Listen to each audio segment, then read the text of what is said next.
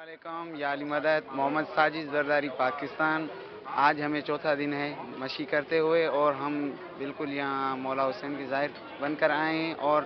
یہاں پر آرام ہے بہت ہی خدمت زائرین ہو رہی ہے. بہت پرسکون ماحول ہے اور ماشاءاللہ یہاں پر ہم نے بہت کچھ دیکھا کہ کیسے زائرین کی خدمت کی جاتی ہے اور فرسٹ کلاس یہاں زائرین کی خدمت کی جا رہی ہے. اور یہاں پر بہت ہی ماشاءاللہ پرسکون ماحول ہے اور یہاں پر بہت ہی محبت دیدہ لوگ ہیں اور میں شکر گزار ہوں عراق کا جنہوں نے ہماری اتنی عزت کی اور میں شکر گزار ہوں خاص کر کے ان خادمین کا جنہوں نے ہمیں عزت دی اور ہمارے ساتھ رجوع کیا اور ہمیں بہت ہمارے ساتھ تعاون کیا. انشاءاللہ ہم ہر سال آتے رہیں گے اور انشاءاللہ تھینک یو ایران عراق فار زائرین مولا حسین خدمت.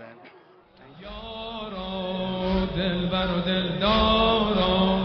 ماه جهان آرا میکشد عشق تو